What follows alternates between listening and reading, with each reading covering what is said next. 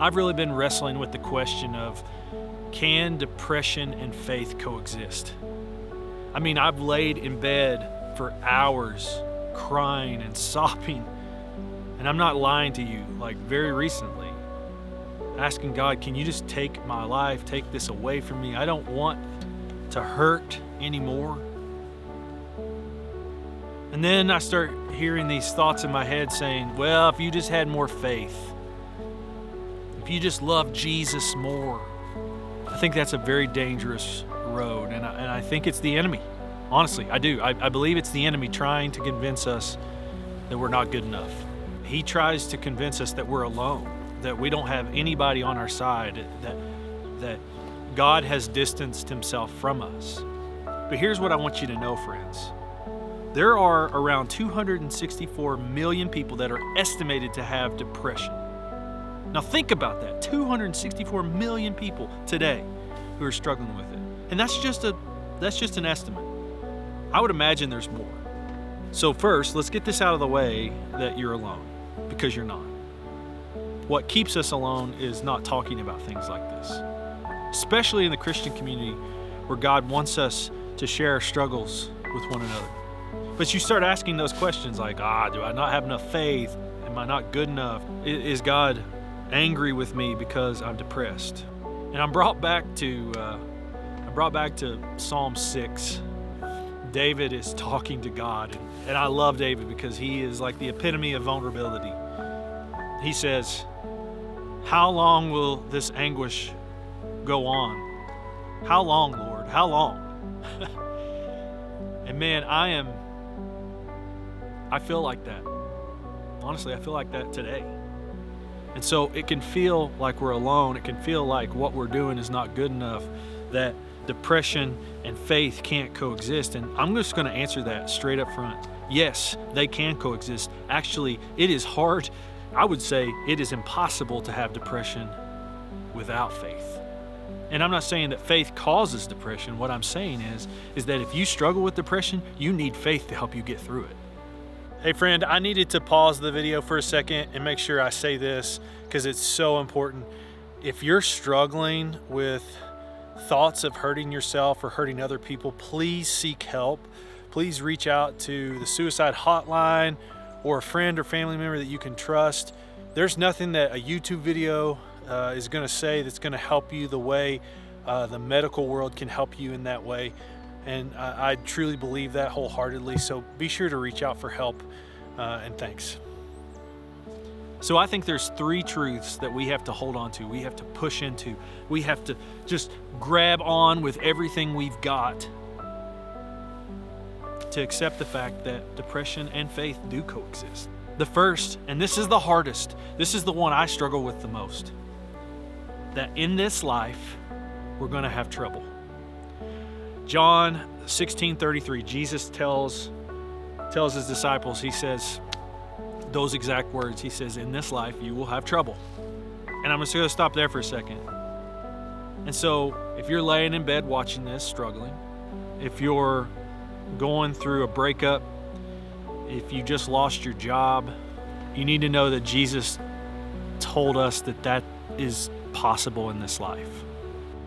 But in the second half of that verse, Jesus says, but take courage, for I have overcome the world. Wow. You will have trouble, but I have overcome the world. Oh my gosh, that's amazing. It's amazing to think that God loved us enough to bring us to a place that will be out of this one day, that we won't have to have this pain and this suffering and this hurt. And coming out of that, it is important to hold on to the next truth, which is that God cares about your depression. He cares about the things that you're struggling with. It's easy to feel like God has gone silent. He's gone distant. But I really believe that God is right there with us, walking with us, teaching us, guiding us.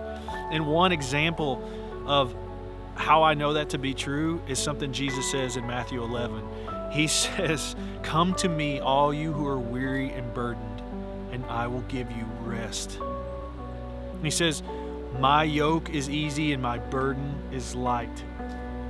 And I love that whole passage because he goes on to say that he's going to teach us through that.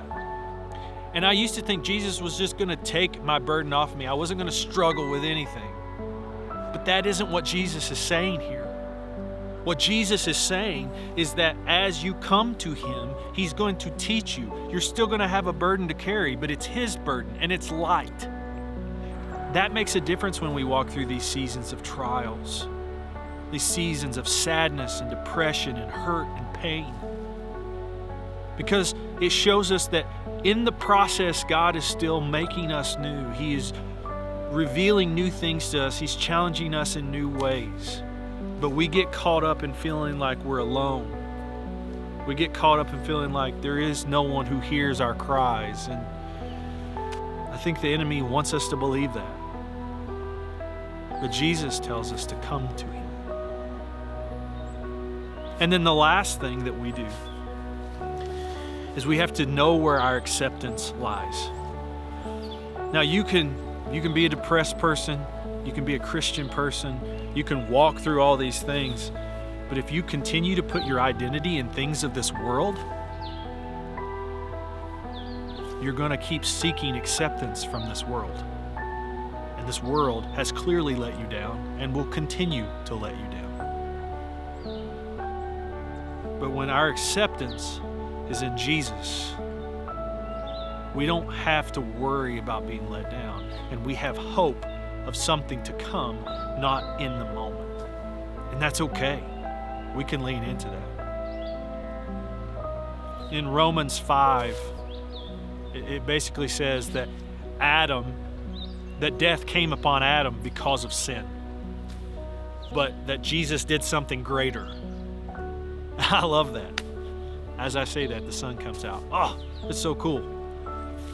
It's a powerful thing to be reminded that Jesus conquered death. While the war is over, yes, the battles rage on, but it's already won, friends. It's over. And yes, you're weak. Yes, you're weary. But you're not alone. You're not alone. God cares about you. I know it's hard. I know it is. I've been there. I am there. You're not alone. So we ask the question, can faith and depression coexist? Absolutely. Absolutely. Not that faith needs depression, but depression needs faith. Desperately.